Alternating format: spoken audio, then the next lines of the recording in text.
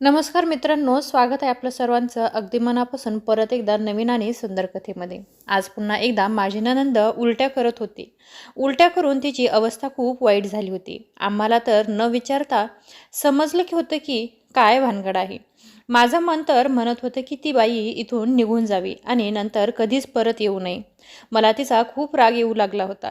मला आता या घरी येऊन 3 वर्ष झाली होती. पण मी माझ्या नवऱ्यासोबत अजूनसुद्धा मला मूल झालेलं नव्हतं. माझी नणंद एक विचित्र बाई होती. तिचा नवरा तिच्या जवळ नव्हता. तो थायलंडला राहायचा आणि माझी नणंद आमच्या घरी राहायची.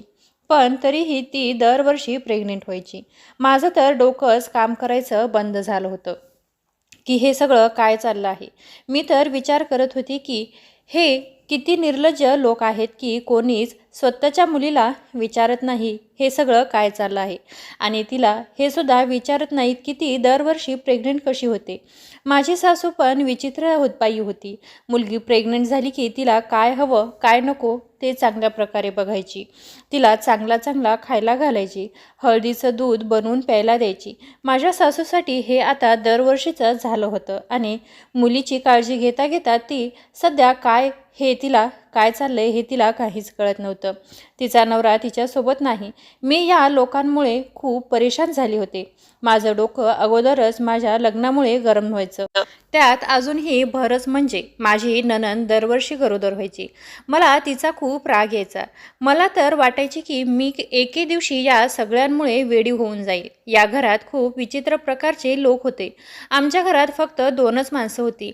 एक माझा सासरा आणि दुसरा माझा नवरा. माझा दिराचा काही दिवसापूर्वीच मृत्यू झाला होता. त्यामुळे माझ्या जावेला सुद्धा मूलबाळ नव्हतं. माझी जाऊ पण आमच्या सोबतच होती. माझ्या नवऱ्याला कामानिमित्त कधीकधी दुसऱ्या शहरात जावं लागायचं. माझे सासरे खूप शांत स्वभावाचा माणूस होता. ते जास्त करून बोलत नव्हते.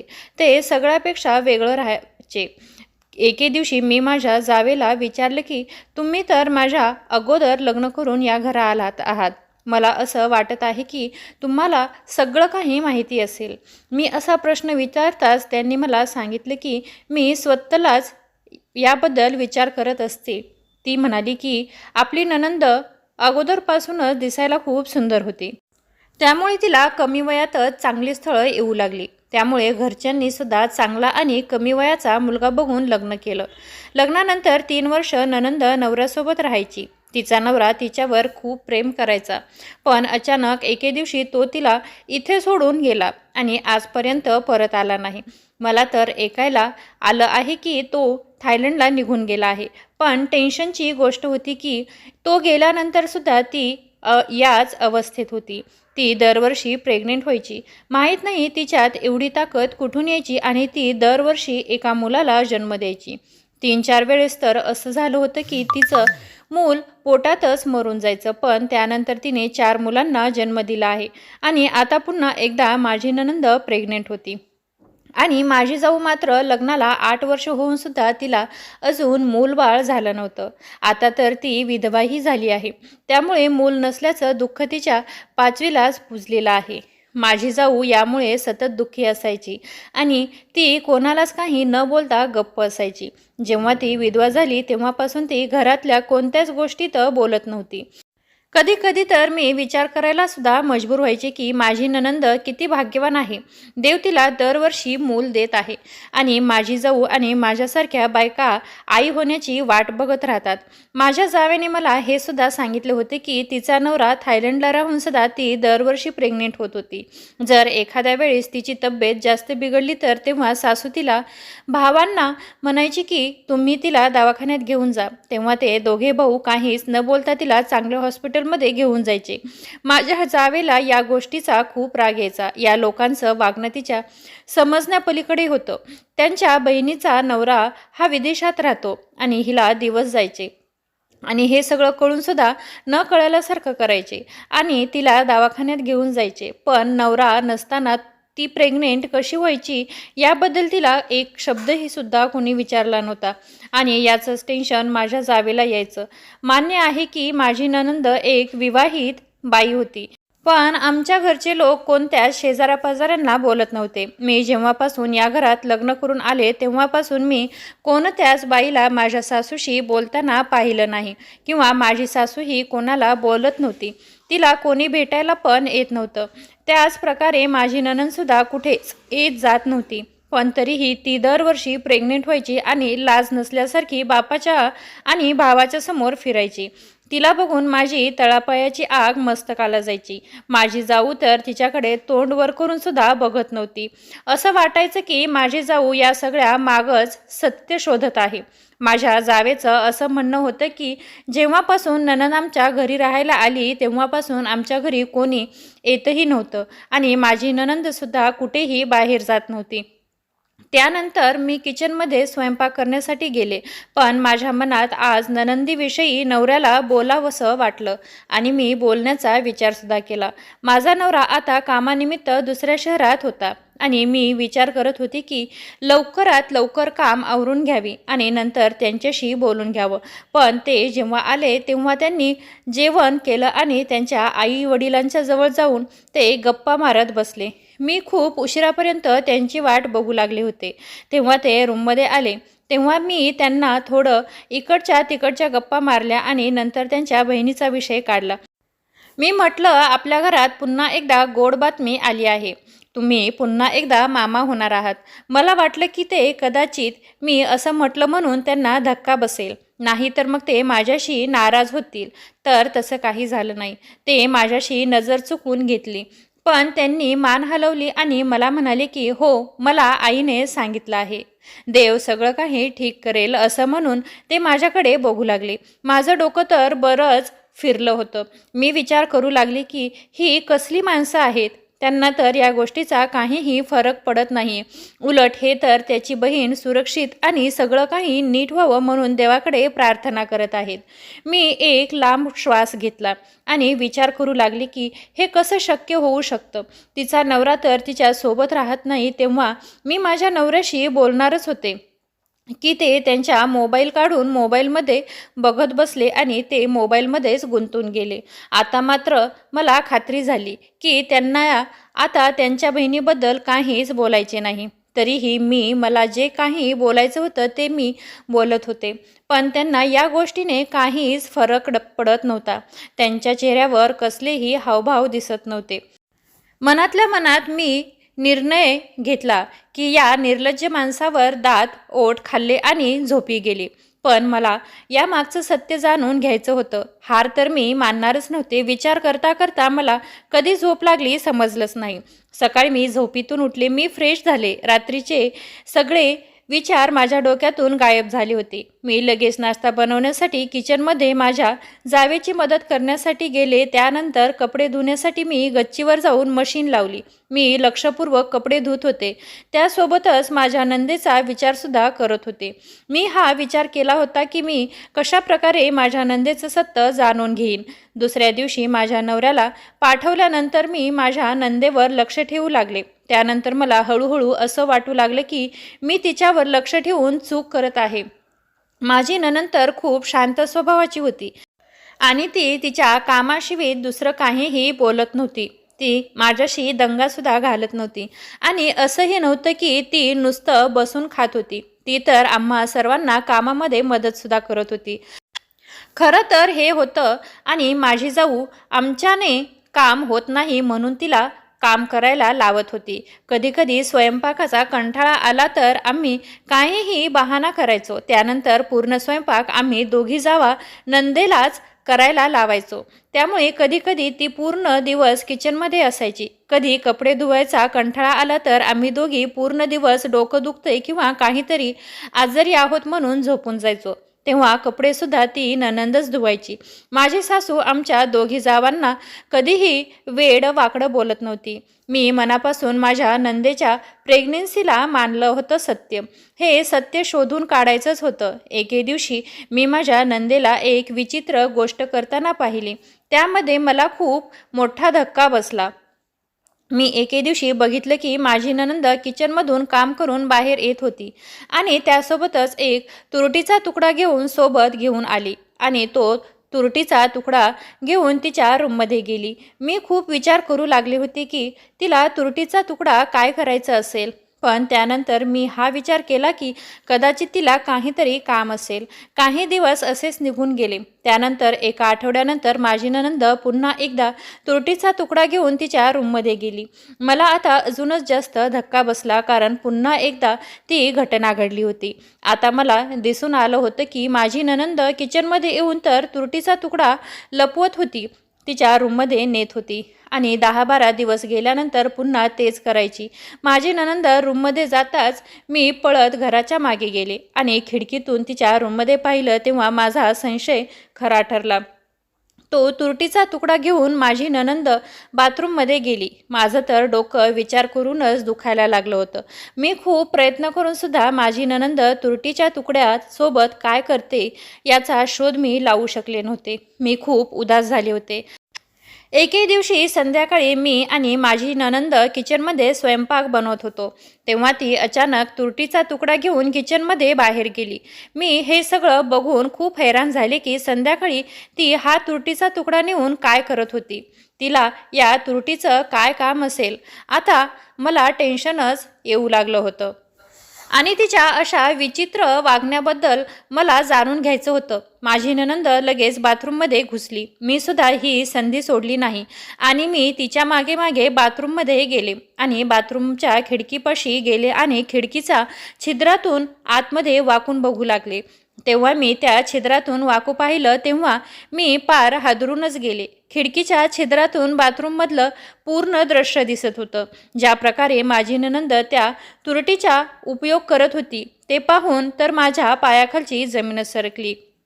मी डोळे मोठे करून ते दृश्य पाहू लागले. त्यानंतर माझ्यावर कोणाची तरी नजर पडेल म्हणून मी तिथून लगेच सरकले आणि किचनमध्ये जाऊन माझं काम करू लागले.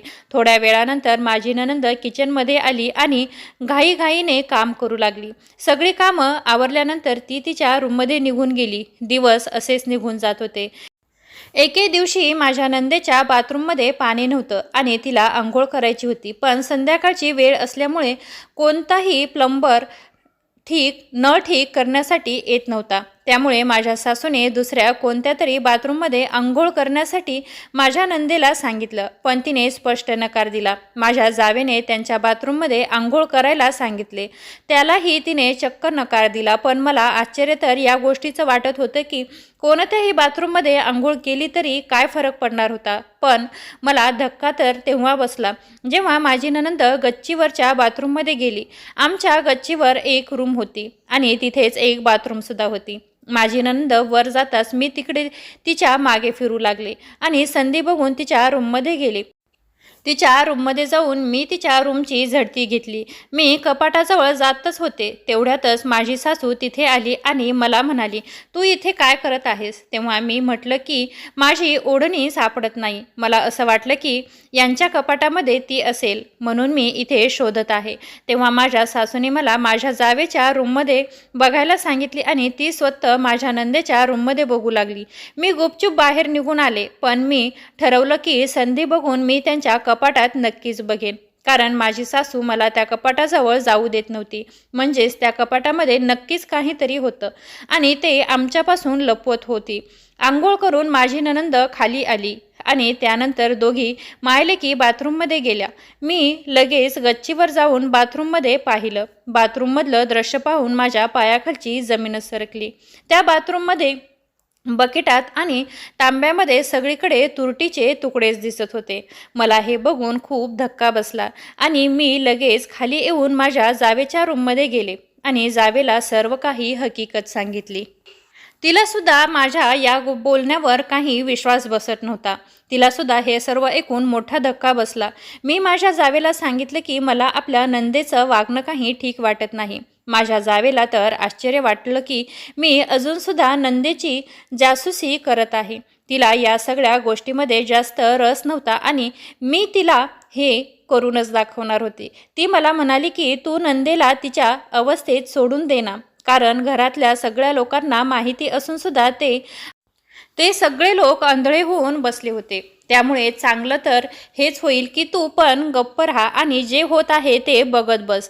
पण मी गप्प बसू शकत नव्हते. मी घरात होणाऱ्या अशा विचित्र घटनाकडे दुर्लक्ष करू शकत नव्हते. मी रूममध्ये जाऊन माझ्या एका मैत्रिणीला फोन केला आणि माझी मैत्रीण एक डॉक्टर होती. माझी मैत्रीण खूप हुशार होती आणि मला विश्वास होता की ती मला नक्कीच मदत करेल. मी माझ्या मैत्रिणीला सांगितले की माझ्या नंदेचा नवरा खूप वर्षापासून थायलंडला राहतो. पण माझी नणंद दरवर्षी एका मुलाला जन्म देते. मी हैराण होते की हे कसं शक्य आहे. मी तिला तुरटीचा उपयोग करताना पाहिला आहे तेव्हा मला धक्काच बसला. ती रोज संध्याकाळी तुरटीला शरीराच्या एका भागावर लावते. त्या दिवशी मी तिच्या खिडकीतून वाकून पाहिलं तेव्हा मला धक्काच बसला. आणि आजसुद्धा मी गच्चीवर पाण्याच्या बादलीत तुरटी मिसळलेली पाहिली. माझ्या मैत्रिणीने मला सल्ला दिला की असंही होऊ शकतं की ती कोणत्या तरी रोगावर विलाज करत असेल, कारण तुरटीमुळे बरेच त्वचारोग बरे होतात. हे ऐकून मी चिंतित झाले आणि जेव्हा विचार करून डोकं दुखू लागलं. जेव्हा मी झोपी गेली तेव्हा सकाळी उठून माझ्या नंदेला विचारलं की तुम्ही तुरटीचा उपयोग कशासाठी करता. मी असा प्रश्न विचारताच ती न घाबरता खूप शांतपणे म्हणाली की वहिनी मला ॲलर्जी आहे. माझ्या शरीरावर जखमा आहेत त्यामुळे मी बाथरूममध्ये तुरटीचा उपयोग करते. माझ्या शरीराच्या काही भागावर खाज येते त्यामुळे त्या भागावर मी तुरटी लावते. त्यामुळे माझी खाज नाहीशी होते. मी मान हलवली आणि मी उगाच माझ्या नंदेवर संशय घेत होते म्हणून मला माझाच राग येऊ लागला. त्यानंतर माझी नणंद तिथून निघून गेली. पण तरीही मी विचार करू लागले की तुरटीचा उपयोग तर शरीराची खाज घालवण्यासाठी ती करत होती. पण दरवर्षी प्रेग्नेंट कशी होत होती हे मला अजूनसुद्धा समजले नव्हते.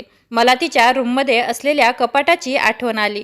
यावेळी माझी नणंद किचनमध्ये काम करत होती आणि मी माझ्या सासू सासऱ्याला जेवायला दिले आणि माझ्या नंदेच्या रूममध्ये गेले. आज कपाट बंद होतं. मी तिच्या बेडवर जाऊन कपाटाची चावी शोधू लागले होते आणि बघितल्यानंतर मला चावीसुद्धा मिळाली आणि मग मी लगेच गडबडीने कपाट उघडलं. तेव्हा मला खूप मोठा धक्का बसला, कारण कपाटामध्ये माणसाचे कपडे होते आणि त्या कपाटांना इस्त्रीसुद्धा ठेवलेली होती आणि ते कपडे दुसरे कोणाचे नसून माझ्या नवऱ्याचे होते. माझा नवरा जेव्हा पण घरी यायचा तेव्हा कपडे धुवायला टाकायचा आणि मी माझ्या हाताने ते कपडे धुवायचे आणि ते कपडे धुताना हे कपडेसुद्धा असायचे आणि आता खूप घाबरले होते. मी विचार करू लागले की माझ्या नवऱ्याच्या कपड्याचे माझ्या नंदेच्या रूममध्ये काय काम होते आणि ह्या कपड्यांना इस्त्री कोणी केली होती. मी थरथरत्या हाताने ते कपाट बंद केलं आणि मी लगेच माझ्या रूममध्ये गेले. मी बेडवर पडून विचार करू लागले, पण मला घाई गडबडीत निर्णय घ्यायचा नव्हता. पण तरीही ही छोटी गोष्ट नव्हती. माझ्या नंदेचा नवरा तिच्यापासून दूर राहून सुद्धा तिला मूल होणे आणि माझ्या नवऱ्याचे कपडे तिच्या कपाटात असणे ही काही छोटी गोष्ट नव्हती. या सगळ्या गोष्टींचा विचार करून माझे डोके आता फार दुखू लागले होते. मला तर हे पूर्ण घरच चालबाज वाटत होते. हे असले कसले लोक होते आणि इथे काय करत होते या गोष्टीचा विचार करत होते. मला आठवले की तेव्हा माझ्या सासू सासऱ्यांनी माझ्या नवऱ्यासोबत त्यांना लग्न करण्याचा सल्ला दिला होता, पण माझ्या नवऱ्याने त्यांना स्पष्टपणे नकार दिला होता. ते म्हणजे की मी वहिनींची जबाबदारी घ्यायला तयार आहे, पण ते माझ्याशिवाय दुसऱ्या कोणासोबतही लग्न करणार नाही. आणि हे सगळं खरं होतं. मी खूप बारकाईने माझ्या नंदेवर नजर ठेवू लागले. मला आता रात्री झोप येत नव्हती. मी इकडून तिकडे वळवळ करत असायचे. माझी नणंद कधी तिच्या मुलांना तिच्यासोबत झोपण्याची तर कधी कधी त्या मुलांना माझ्या सासू सासऱ्याजवळ झोपायची विनंती करायची आणि ती एकटीच तिच्या रूममध्ये झोपायची. एके दिवशी सकाळी मी 6 वाजता उठले आणि फ्रेश होऊन मी माझ्या रूममधून बाहेर आले.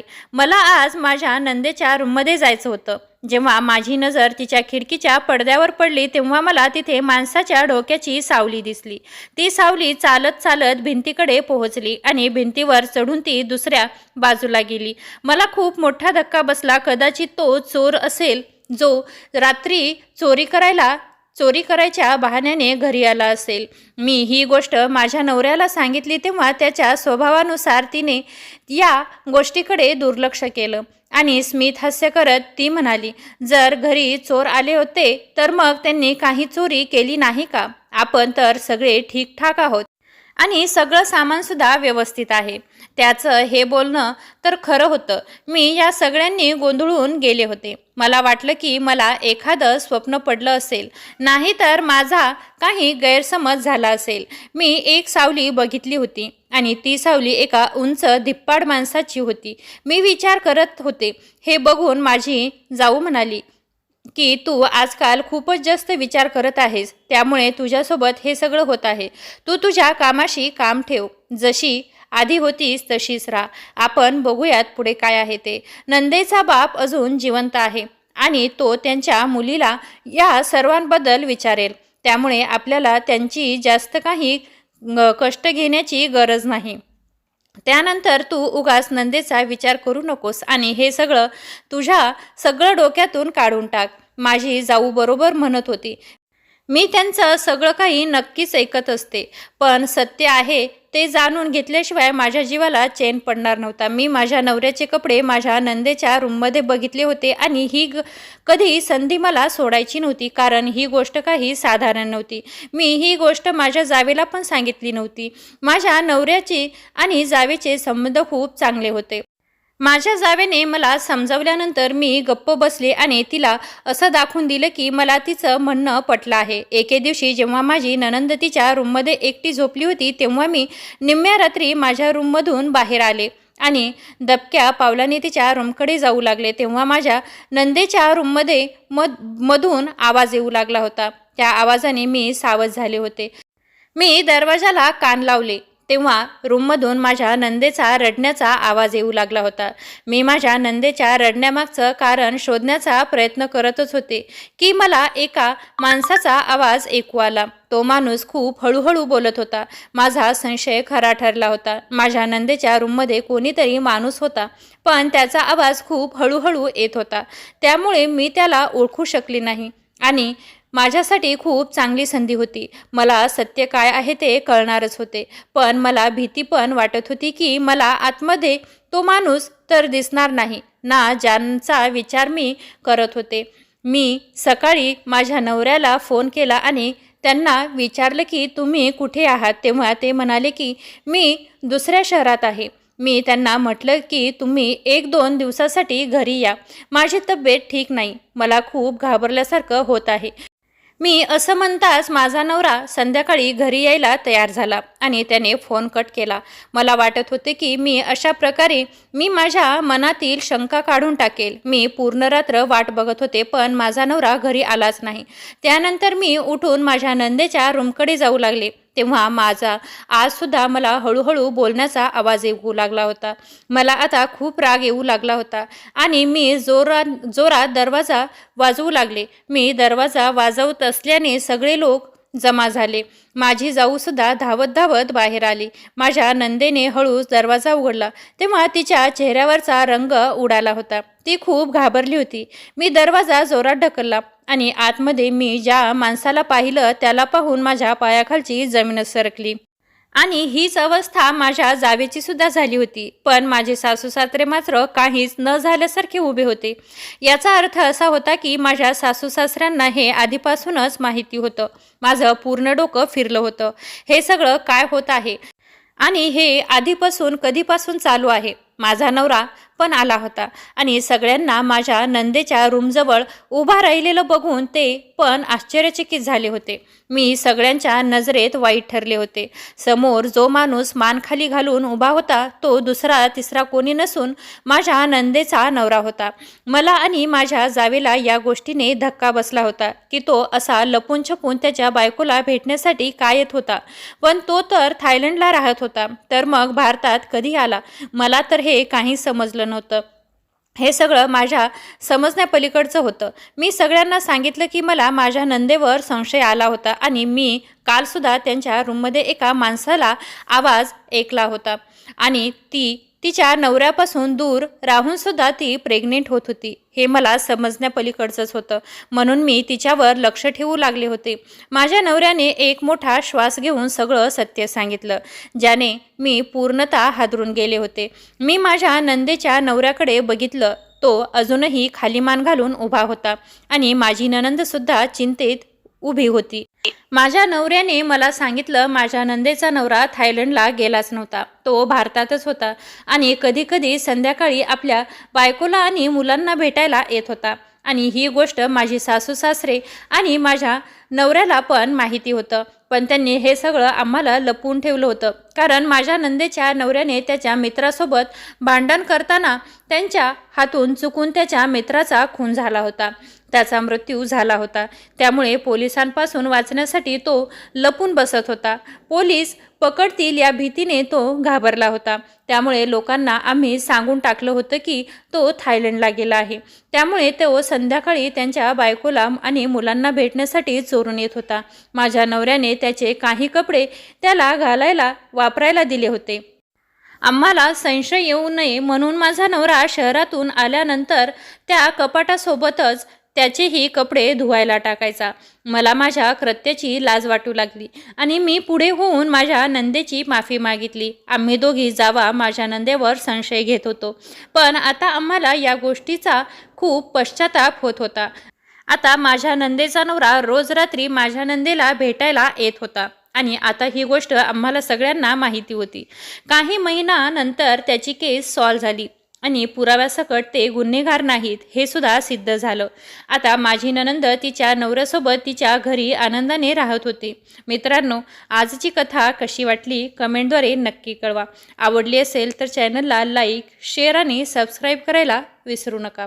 परत भेटू एका नवीन आणि खास कथेसह. तोपर्यंत धन्यवाद.